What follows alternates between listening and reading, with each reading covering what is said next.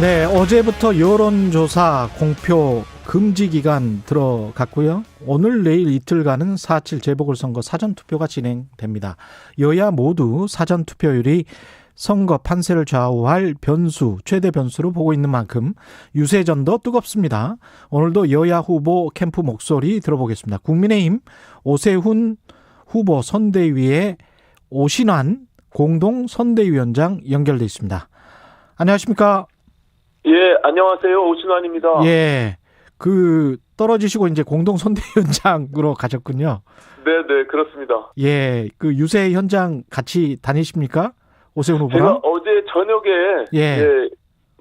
유세 현장의 분위기를 좀 느끼기 위해서요. 예. 어제 저녁 늦게 마지막 유세장에 다녀왔는데요. 어디였었나요? 강북구 미아 사거리에서 유세가 있었습니다. 아, 멀리 갔다 오셨네. 예. 네. 사실 저는 캠프 내에서 전략이나 판세 분석을 주로 하고 있는데 예. 어제 유세 현장에 다녀오니까 시간이 마지막으로 이렇게 흐를수록 문재인 정부의 회초리를 들어야 된다라는 민심이 강해지고 있다는 걸 느낄 수가 있었고요. 예. 특히 20, 30대 젊은 층의 지지자가 야당에게 이렇게 지지해 주는 게 굉장히 고무적인데, 그것이 이제 국민의힘이 이번 선거를 계기로 해서 정말 정신 차리고 제대로 변화하는 모습을 보여드려야 되겠다, 이런 마음을 좀 책임감을 무겁게 느꼈습니다. 예. 강북구 같은 경우는 사실은 전통적으로 보면 민주당 쪽 아니었습니까? 그렇습니다. 예. 예. 근데도 거기에서도 그렇게 느끼셨어요? 그렇습니다. 이게 어떤 세대 계층을 떠나서 이제 다양한 많은 군중들이 모여서 이번만큼은 보궐선거를 왜 치르는지에 대한 의미를 명확히 인식하고 있는 것 같고요. 예. 특히 그동안의 문재인 정부의 실정에 대해서 그것이 이렇게 독주하고 있는 그 부분에 대해서 좀 제동을 걸어야 된다, 이런 생각들을 많이 갖고 계신 것 같습니다. 전략 판세 분석을 담당하신다니까 여전히 유리하다, 많이 앞서고 있다, 이렇게 생각을 하시는 거죠? 여론조사의 추이는 이제 하나의 트렌드인데요. 예. 이제 보궐선거 특성상 투표율 변수가 있기 때문에 미리부터 결과를 좀 예단하기는 좀 어렵고요. 예. 저희로서는 끝까지 낮은 자세로 최선을 다해서 선거에 임하자. 그래서 한 분 한 분 모두 투표장에 갈 수 있도록 하는 것이 최대 전략이다, 이렇게 생각하고 있고요. 지금은 당 전체가 그 생각만이 없습니다. 예. 투표율이 높은 게 국민의힘에 유리한 겁니까? 아니면 불리한 겁니까? 투표율이 높다는 것은 이제 결과적으로 지금 현재 앞서고 있는 측이 유리하다는 거거든요. 그렇기 때문에 저희로서는 투표율을 좀 많이 높이면 높일수록 유리한 측면이 있다. 그리고 지지층이 결과적으로 투표장에 향하게 하는 것이 매우 중요한데 그런 부분들에 대해서 집중하고 있습니다. 예. 국민의힘도 이제 굉장히 겸손한 모드로 투표 선거 전략 임하고 계시는데, 민주당도 그제 이낙연 상임선대위원장, 어제는 김태년 당대표 권한대행 대국민 호소하면서 사과하고 국민 앞에 이제 허리를 숙였습니다. 이거는 어떻게 보셨어요? 너무 늦었죠. 너무 늦었다. 이게 그럴 기회가 참 많이 있었고요. 예. 특히 읍소 전략을 쓸 것 같으면 LH 사태가 처음 터졌을 때 그때 반성하고 썼어야 된다고 생각하고요. 지금까지 시종일관 네거티브로 흑색 선전 공격으로 이번 선거 완전히 진흙탕 선거를 만들어놨잖아요. 그런데 그것이 별반 여론조사에 반영되지 못하고 있다. 그게 별 소용이 없으니까 이제 와서 이제 억지로 고개 숙이는 것을 시민들은 그런 것을 악어의 눈물이라고 생각하거든요. 그러니까 민주당 사과가 진정성이 있으려면 지금이라도 당장 박주민 의원 같은 분들 당장 징계하고 당적 정리라도 시키는 모습을 보여야 된다고 생각하고요. 지금까지 이런 실정이나 일은 본인들이 다 저질러 놓고 하위직 공무원들에게 모두 책임을 떠넘기는 이런 대책들은 시민들로 봐서는 전혀 합리적이거나 받아들이기가 어렵죠. 예.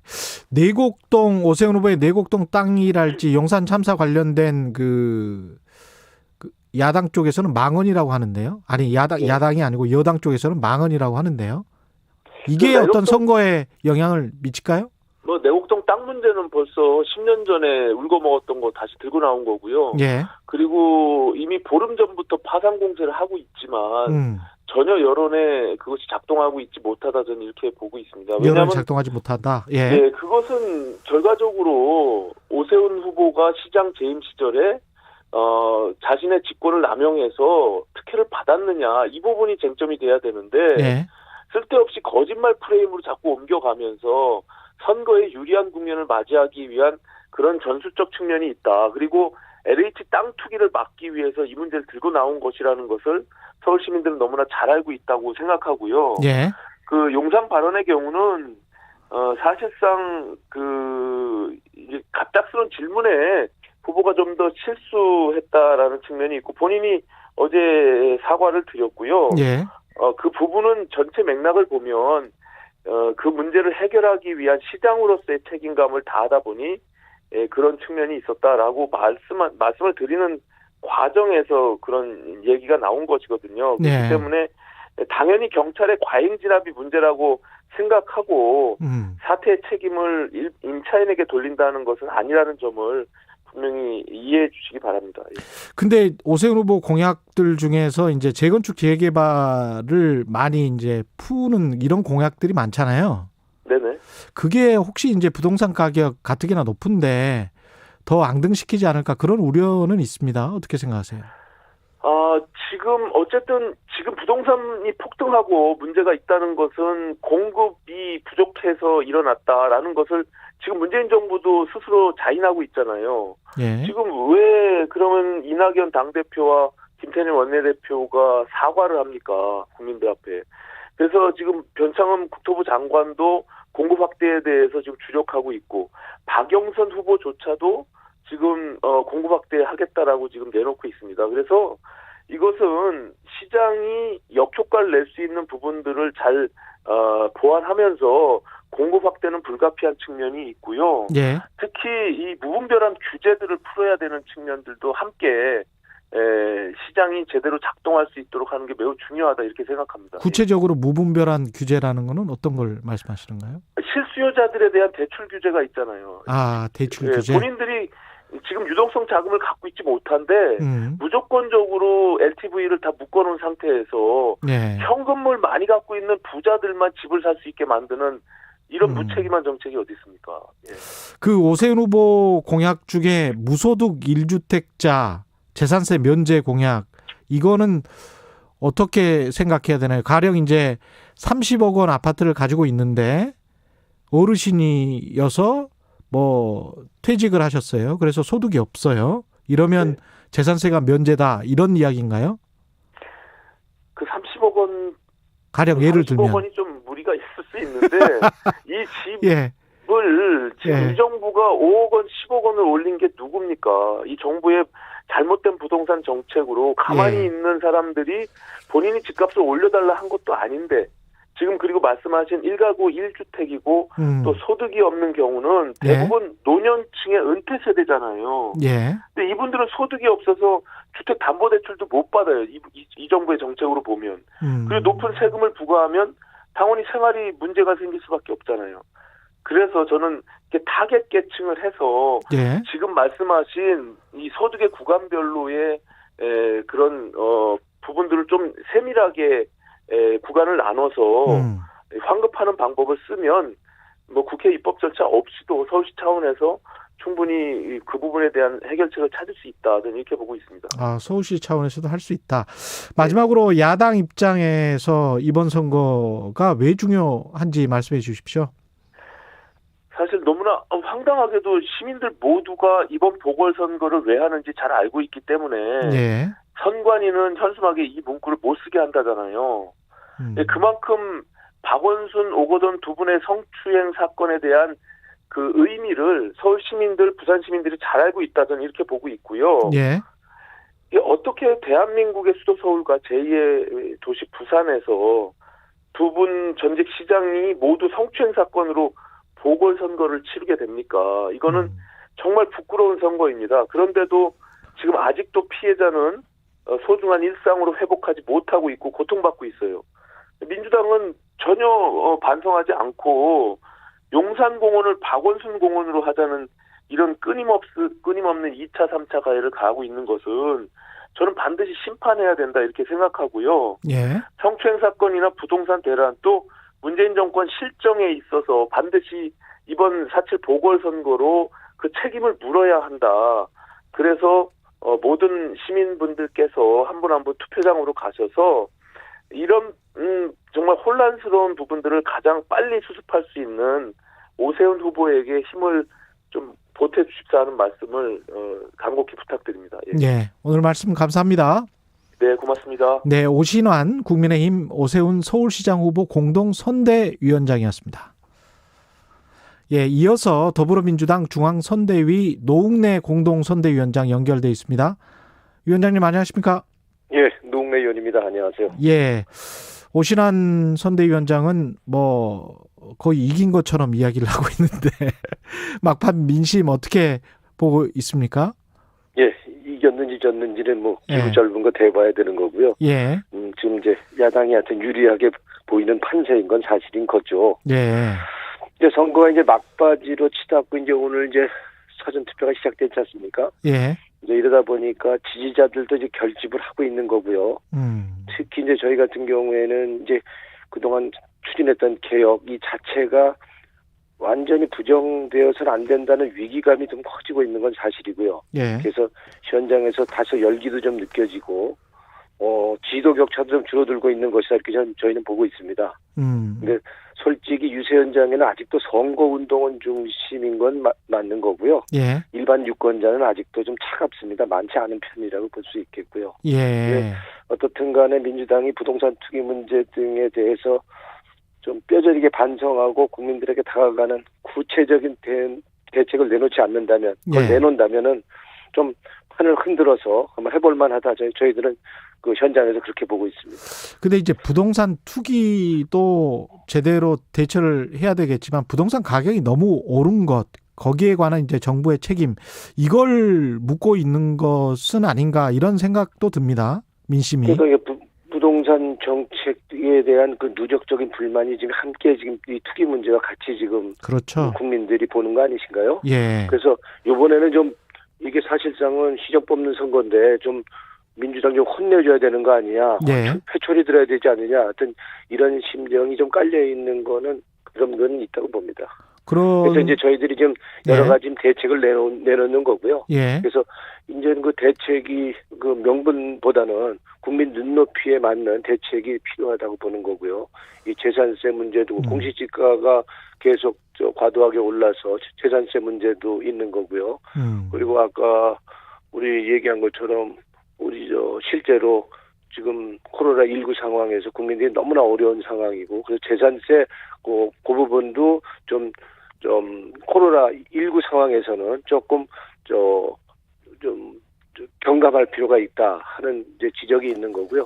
그 대출 규제 같은 것도 마찬가지로 실수요자에 대해서는 청년이나 그 무주택자에 대해서는 그 대출 규제도 지금 40% 대출밖에 안 해주는데 그것도 60%도 올릴 필요가 있지 않느냐 하는 걸 제가 지도회에서 누차 얘기를 했는데 아직 반영은 안 되지만 그것도 아마 긍정적으로 좀 검토하는 것으로 알고 있습니다. 그 김태년 당대표 권한대행이 어제 이제 내노남불 이걸 혁파하겠다라고 했는데 사실은 김상조 전 실장 그다음에 박주민 의원 계속해서 전세, 월세, 인상 이 논란이 당사자들이잖아요. 임대차 3법 발의를 했었고 김상조 전 실장은 기획을 했던 사람인데 이게 그 국민들 분노에 더 휘발유를 뿌렸다라고 해야 될까요? 이거 어떻게 보십니까? 네, 하여튼 그 부분은 저희들이 사실상 한마디로 우리가 말하는 공정과 정의를 좀 의심받고 있는 거 아닙니까? 예. 그리고 그냥 한마디로 하면 내노남불 아니냐, 위선 그렇죠. 아니냐 이렇게 얘기를 하는 거고요. 예. 지금 임대차 3법을 위반한 사람이 그리고 또 입법을 한 사람이 그거를 안 지키고 국민들한테는 5% 전세값 인상을 해야 된다라고 해놓고 뒤로는 본인들은 그 이상으로 그 전세값을 올렸다 그런다면 국민들이 우리 그 국회의원의 말을 신뢰하겠습니까? 그러니까 그런 면에서는 위선 내로남불이죠. 국민 입장에서는 국민 눈높이에서는 그렇게밖에 보일 수 있는 부분이 많다고 보는 거고요. 예. 그 부분에 있어서 우리 박주민 의원도 사과를 했고, 예. 우리 김상조 실장도 사과를 했는데 책임질 게 있으면 그건 확실하게 책임을 져야 된다고 봅니다. 그렇군요. 그 오세훈 후보의 내곡동 땅 문제는 어떻게 계속 선거 막판까지 제기를 하시는 겁니까? 뭐 이거는 국민의힘에서는 자꾸 이걸 뭐 트집을 잡는다. 네. 그리고 네거티브다 그러는데 공직자의 거짓말 하는 게 이게 네거티브입니까? 네거티브입니까? 그건 아니죠. 공직자의 기본적인 자질의 문제 아닙니까? 네. 그래서 만약에 이게 공직자가 거짓말하는 것을 우리가 그냥 놔둔다 그런다면 아니 실제로 시장이 돼갖고 국민의 중대한 그 이해관계가 걸린 그런 사안들 결정해야 될 텐데 그거를 어떻게 믿겠습니까? 그런 면에서 이거를 그냥 트집 잡기로 봐서 그냥 두자, 그냥 넘어가자라고 하는 거는 그거는 진짜 본질을 왜곡하고 호도하는 거고요. 예. 어저께 한 방송사의 보도에서도 나왔지 않습니까? 오세훈 후보는 현장에 안 갔다라고 예. 얘기하고 처남이 갔었다고 그동안 얘기를 했었는데 예. 한 방송사가 KBS 아닌가요? 예. 그렇죠, KBS죠. 그래서 예. 처남은 결국에는 그 현장에 가지 않고 예. 그 대학원 행사에 참여한 것으로 처음부터 참여한 것으로 드러났단 말이에요. 예. 그러니까 결국에는 이 오세훈 후보는 이제 이쯤에서는 현장에 갔었는지 안 갔었는지를 이제는 이실직고 해야 된다고 봅니다. 만약에 그게 좀 만약에 이실직고하는 게 자기 불편하다 그런다면 예. 현장에 가 있던 현장에서 봤다는 그 측량 팀장이나 그 경작자와 3자 대면을 해서 이 거짓말 진위 공방 이거 깨끗이 정리해야 되는 거 아닙니까? 예. 박영선 후보 공약 중에 이제 20평 아파트를 2억 원에 반값 아파트로 해보겠다. 토지 임대부 방식이면 이제 토지는 그대로 국가 소유고 건물 소유권만 갖게 되는 그런 방식인 거죠? 그렇죠. 이제 건물만 분양하는 거죠. 예. 그런 식으로 하면은 20평 아파트가 2억 원에 가능합니까? 가능합니다. 왜냐면 땅값이 없으면은 사실상은 땅값이 거의 건물 이제 그 건물값의 대부분 아닙니까? 예. 그런 면에서는 뭐 강남에도 20평대 2억 원에 30평대 3억 원에 할 수가 있다고 보는 거고요. 건축비만 드니까. 예. 그래서 예. 이제 이건 우리 지금 벼락거지가 됐다는 우리 청년들에게 꿈과 희망을 줄 수 있는 이 공약이라고 보는 거고요. 그래서 반값 아파트 공급해서 청년들과 무주택자들에게 내 집 마련의 꿈 이게 실현시켜주고 집 걱정 없이 살 수 있는 우리가 살 수 있는 발 쭉 뻗고 살 수 있는 이런 서울을 만들겠다는 이 청년 공약입니다. 근데 이게 실제적으로 이게 처음에 해보는 게 아니고요. 이 반값 아파트는 지난 노무현 정부 때도 이명박 정부 때도 실현됐었던 정책입니다. 그래서 일부 성공을 거뒀고요. 뭐 일부 이제 노무현 정부 때는 이렇게 강남과 같은 좀 인기 있는 지역이 아니고 조금 이게 외곽 지역에다 하다 보니까 예. 이게 미분양이 돼서 좀 실패한 경우가 있었고요. 이제 또 이명박 정부 때는 강남 한복판에 반값 아파트를 지었었거든요. 내곡동 쪽, 그거는 자곡동 쪽. 예. 그렇죠. 2억 원대가 지금 13억이 됐단 말이에요. 예. 그래서 이거는 로또 아파가 됐는데 로또 아파트가 이렇게 되도록 하면은 결국에는 부동산 안정을 시키는 게 아니고 부동산을 불안정하게 하는 거기 때문에 그래서 저희는 이번 경우에는 이렇게 좀 인기가 있는 이런 지역 같은 경우에는 환매형으로 다시 팔 때는 국가가 사는 것. 일반인들끼리 거래하지 못하게 예. 그냥 팔려고 그러면 다시 우리 정부에다 다시 팔 수 있도록 싱가포르 이렇게 방식이네요. 하는 제도를 했는데 예. 제가 이 법원 발의를 했었고요. 예. 그래서 박영선 후보가 말하는 이 평당 1,000만 원짜리 아파트, 그러니까 20평대 2억, 30평대 3억 하는 아파트 이 법적 근거를 마련하는 이 법을 제가 해놨습니다. 그런 땅이 많습니까? 서울에? 있습니까? 지금 그럼요. 우리가 지금 땅이 시유지나 국유지나? 예, 땅이 뭐 어디 있냐 이렇게 얘기를 하지만 예. 상당히 땅이 여러 군데 있습니다. 그래서 얼마든지 지금 얼마 전에 또 며칠 전에 발표를 했지 않습니까? 예.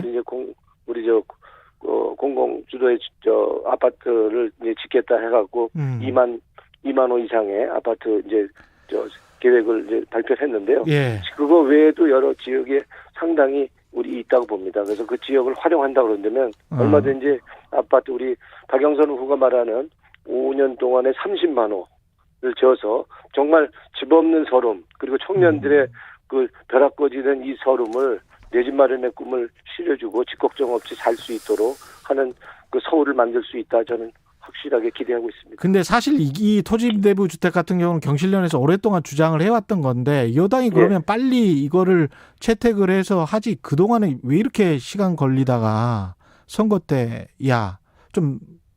좀 그렇지 않습니까? 그러니까 이거 토건 세력들이 그 뒤에 개입이 돼 있다고 보여야 되는 거죠. 짬짬이를 했다고 보는 거고요. 그런 면에서 이번엔 부동산 투기 문제나 이 부동산 문제에 대해서는 기구화를 막론하고 발본색원해야 된다는 이유가 그런 겁니다. 만약 관련되어 있는 공직자가 있다 그런다면 그거는 확실하게 처리해야 된다고 봅니다. 처벌해야 된다고 봅니다. 예, 오늘 말씀 감사하고요. 노웅래 더불어민주당 중앙선대위 공동선대위원장이었습니다. 고맙습니다. 예, 고맙습니다.